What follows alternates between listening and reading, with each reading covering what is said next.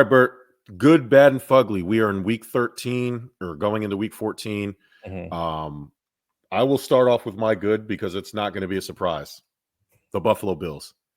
And we'll get into Josh Allen a little bit later. So I wanted to keep this a straight Buffalo Bills because my other two are player centric. But the Buffalo Bills, not only was it a Josh Allen MVP stamp game, but it was also AFC East clinching, the first team to clinch a division, even with the Chiefs being 11-1, haven't clinched their division yet. They could still lose it.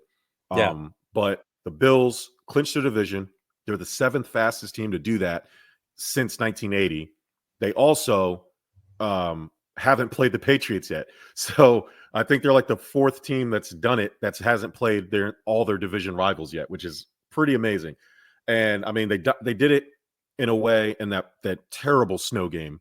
Yeah. Even though they put up 35 points, but it really wasn't like a Josh Allen, even though he was 76% completion percentage. He only had 148 yards. Obviously, throwing in that weather's not great, but it was the run game, like Ray Davis and James Cook destroying Kansas City. The Bills defense did what they normally do. I'm talking about the Bills defense. Yeah. I'm saying Bills defense against, what did I say? You said Kansas City. I'm sorry. Bills defense versus San Francisco. There we go. I was like, I'm sorry. No, you're good. I have PTSD with San Fran. I'm so sick of those guys. Like, I just don't get them out of my life. The bend don't break that they've usually done that's frustrated me, right? Just these runs. This is why I'm scared of Detroit. You know, the Bills will let them run all over the place, and they'll make their stand on the goal line, and either we'll turn it over or settle for 3. It seems like that's been the game plan for most of the season. We don't care. We'll let you run up the middle, but once you get to the goal line, that's when we'll shorten up our defensive stand. I can't say nothing bad about it. It's not what I would do. It bit us in the ass with Derrick Henry, and it bit us in the ass in Houston, but we've been 7-0 since. So I don't know. But yeah, for my good, I'm going to go with the Buffalo Bills for just being, this was supposed to be a rebuilding year. And to go on and create a performance like that, especially with a bunch of players out, is impressive.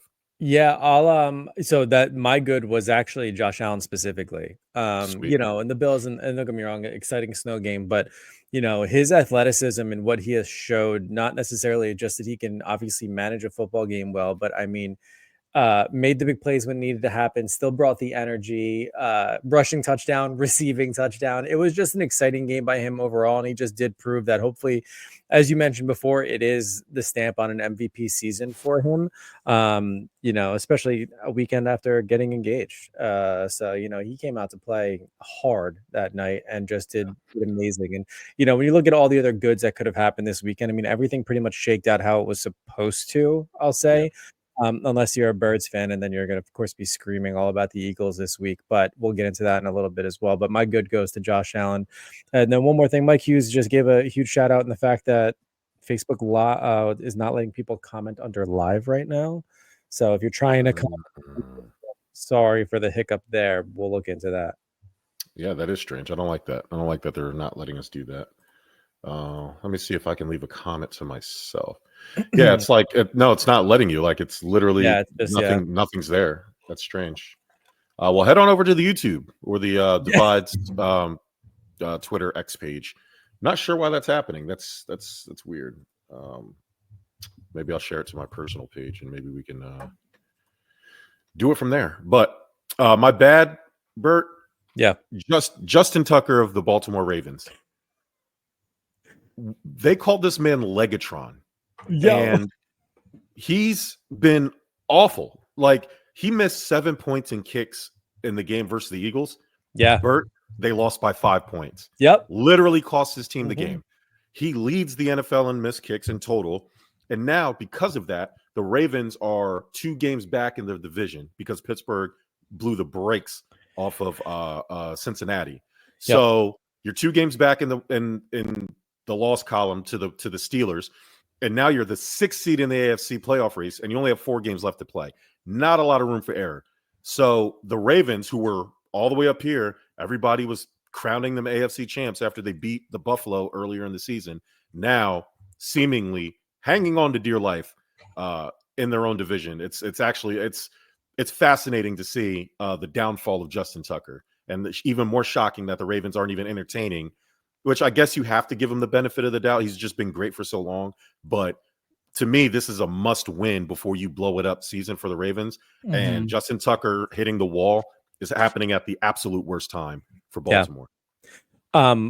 I swear, everybody listening, we did not even talk about our list before we went on, because he was my bad as well. And mainly because had he made those kicks, that's a difference maker in a game, right? In one of the most, I would say, one of the most anticipated games on the schedule. So, you know, the 2 field goals and the missed extra point, it shouldn't happen. It shouldn't happen in close games like this, because, as I just said, that's the difference maker. They lost because of it. It was a good game otherwise, but he's got to get the bad this week. And you mentioned it, he now leads the league in missed, and this is somebody who used to be so consistent and so automatic that something is just absolutely off. My Fugly, Kirk Cousins. Oof. Bud, despite the defense probably playing its best game of the season with 5 sacks, and they didn't even allow an offensive touchdown, they literally lost. Same with Justin Tucker and the Ravens. The Falcons lost because Kirk Cousins threw 4 interceptions. Now, we gloss over the Jared Goff 5 interception game because they won. It was just a thing, right?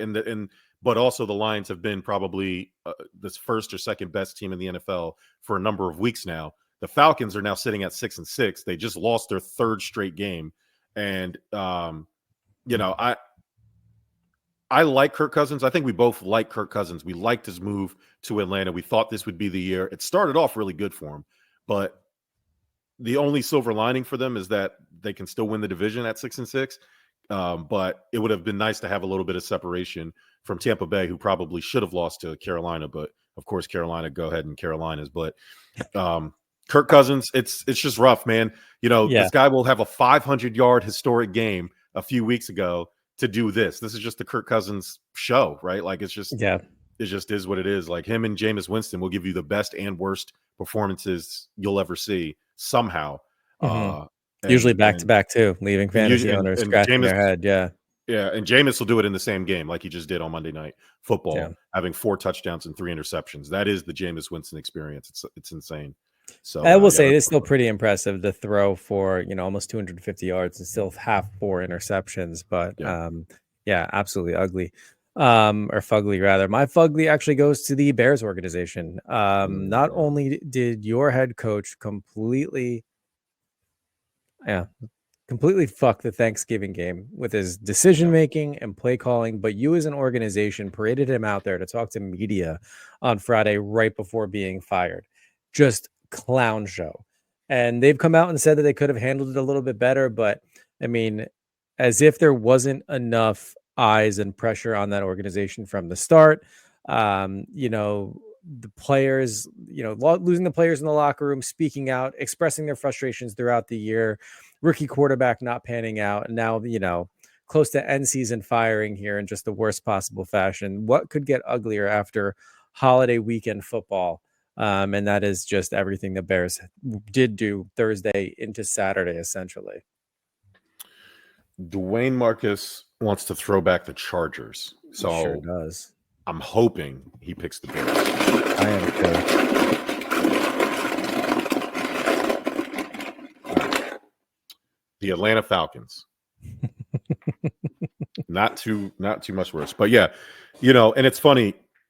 Mike Hughes of the Shy Kid podcast, he chimed in earlier. He mentioned that Matt Eberflus played himself, and in a way that may not entirely be his fault. I mean, I'm assuming he signed up for a rebuilding year. You draft a quarterback, and then all of a sudden you're spending money on DeAndre Swift and Keenan Allen, and you're doing all this stuff. You're bringing all these defensive players, and all of a sudden it's a thing now. And maybe is it fair to Eberflus? Yes, he's made a lot of boneheaded decisions, but he's a first-time head coach. He was expecting to be in some type of rebuild, and then the expectations of having Caleb Williams comes, and I think he just got caught up in that. And so, but you're right. I mean, the Bears organization, they're going to have salary cap next year, but do you trust them? Like, is that an organization, if you're a coach, do you want to go to? maybe a Brian Flores who doesn't have a lot of options. Maybe he'll take it, but any coach worth his medal is willing to go deal with that. I don't know. I don't know. The Bears situation is strange. I don't know if it's going to be the best job opening available, but if you believe, I guess it just hinges on what you think of Caleb Williams. I don't think much of him, but I'm sure a lot of people in the NFL do, and we'll see. Because then what does that mean for Caleb? You get a new coach.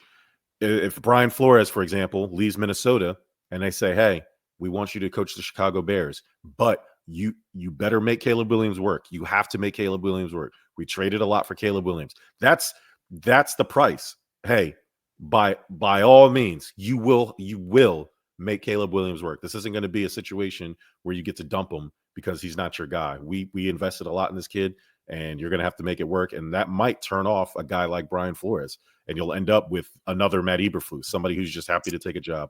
Yeah, it might. I mean, it's sizing up to be potentially, depending on how he does his sophomore year, right? It could be shaping up to be another Daniel Jones situation. Just keep pushing it out there. Coaching changes. Someone that's not really able to develop under a coach, and then next thing you know, I mean, you're 6 years down the line, wondering what the fuck just happened. So yeah, we'll see.